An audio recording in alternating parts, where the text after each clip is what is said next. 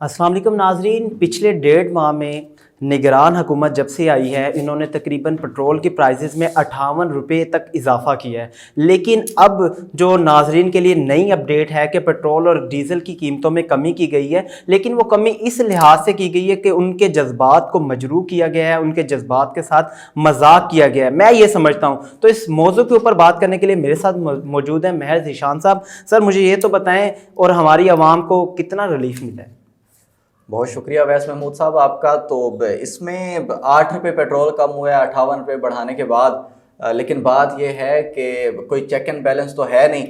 अगर पेट्रोल की कीमत 5 रुपये भी बढ़ाई जाती है ना, तो साथ दाल की कीमत बढ़ जाती है, चीनी की कीमत बढ़ जाती है, आटे की कीमत बढ़ जाती है, सब्ज़ी महंगी हो जाती है कि एक तूफान आ गया, पेट्रोल की कीमत बढ़ गई है, हमने ये चीज़ें लेके आनी होती हैं, पेट्रोल यूज़ होता है उसमें और ये कीमतें बढ़ाना पड़ेंगी।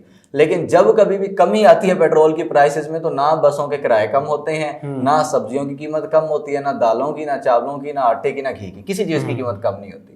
तो इसमें वो जो चेक एंड बैलेंस कमेटीज़ होती हैं, जो डिप्यूटी कमिश्नर्स होते हैं, वो क्या चेक करते हैं, इन प्राइस कंट्रोल लिस्ट जो होती है उनके पास जो प्राइस कंट्रोल करना होता है, वो सारी चीज़ें कहाँ जाती हैं, ये समझ से बाला तर रहा है। नहीं, वैसे ये एक शुक्र मनाएं कि 8 रुपये उन्होंने कम कर दिए। अगर 8 रुपये बढ़ा देते फिर क्या कर लेना था? तो फिर भी कुछ नहीं है।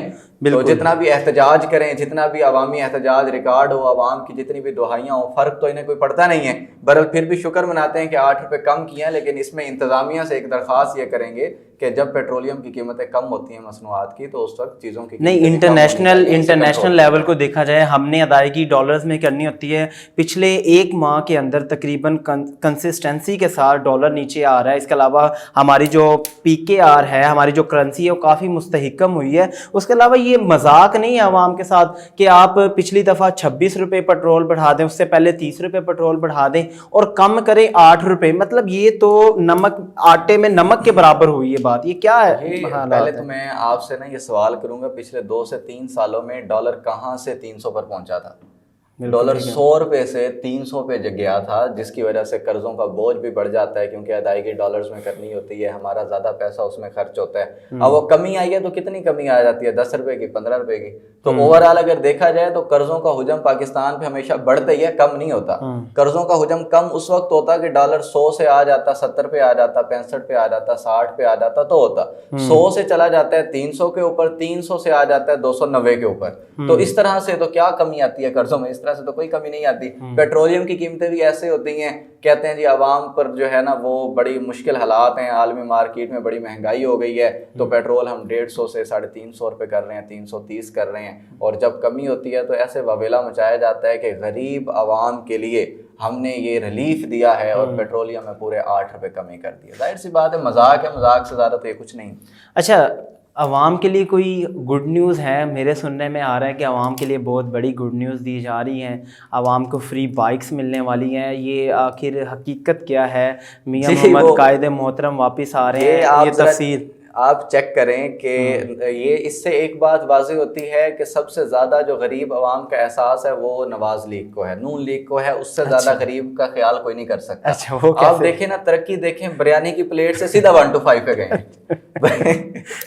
तो ये वो नून लीग के ये अपने ही गिराते हैं नशेमन पर बिजलियां कि पहले भी रेप्यूट आप लोगों की कोई अच्छी नहीं है अवाम में, आप फिर बची खुची जो है ना इज्जत, वो इस तरह से जनाजा निकलवाते हैं, इस तरह के ऐलान। इसमें ऑथेंटिसिटी भी है या जस्ट सोशल मीडिया पे? देखे ना, वो नून लीग के ही कोई तर्जमान है ना, नून लीग के ही वो कोई पॉलिटिकल लीडर हैं। जो हमने देखा है, बड़ी वीडियो थी कि उसमें वो कह रहे हैं कि जो बंदा बड़ी खुशकिस्मती कायदे मोहतरम आ रहे हैं, उसके लिए जो है जो ज्यादा लोग लेके आएगा उसे 2 होंडा 1 to 5 इनाम दिए जाएंगे। एक तरफ से तो बड़ी खुशी की बात है कि किसी भी देखें जमात को कुछ ख्याल तो आया, उन्होंने देखे कितना इंक्रीमेंट किया। पहले मशहूर थे बिरयानी की वजह से, अब 1 to 5 पे आ गए हैं। और दूसरी तरफ से जो है ना, रोने का दिल करता है इस नून लीग की शोहरत पर कि अब बंदे इकट्ठे करने के लिए ओपन जलसों में 1 to 5 की जो है ना लालचें दी जा रही हैं। एक बहुत बड़ा देखें, पाकिस्तान के 3 मरतबा वजीर आजम रह चुके हैं, हर किसी का इख्तलाफ हो सकता है। जो 3 मरतबा वजीर आजम रहता है, जाहिर सी बात है वो एक बड़ा लीडर है, तो 3 मरतबा वजीर आजम लोगों ने मुंतखब करके उसे भेजा,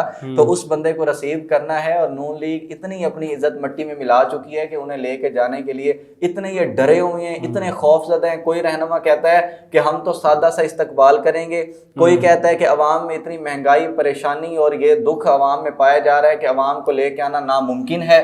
کوئی کہتا ہے کہ جو ہم عوام کا ایک سمندر جائے گا, اور وہ سمندر کیسے جائے گا, 1 to 5 پہ جائے گا جو یہ خود دیں گے. تو یہ اس طرح کی ایک ٹینس ماحول بنا ہوا ہے. لیکن یہ 21 اکتوبر آ رہا ہے تو دیکھنا ہوگا. میرے اندازے کے مطابق کوئی اتنی زیادہ عوام نکلے گی. مریم نواز نے لاسٹ نائٹ یسٹرڈے ایک پاور شو دکھایا ہے. وہ پاور شو کے موضوع کے اوپر انہوں نے زیادہ تر عمران خان کو ایز یوزول, آپ کو پتہ ہے وہ اپنی تقاریر میں عمران خان کا ذکر نہ کرے تو یہ بات ممکن نہیں ہے. انہوں نے بات کی کہ قائد محترم میرے والد صاحب جو اپنا جنہوں نے شہرت یافتہ ہے انٹرنیشنل سطح پہ, میاں محمد نواز شریف صاحب واپس آ رہے ہیں اور وہ آپ کے اوپر پھر سے آگ پر غالب ہوں گے. ٹھیک ہے, اس کے علاوہ پھر وزیر اعظم بنیں گے, اور جو ہمیں پیچھے لے کے جانا چاہتا تھا وہ آج جیل میں پڑا ہے.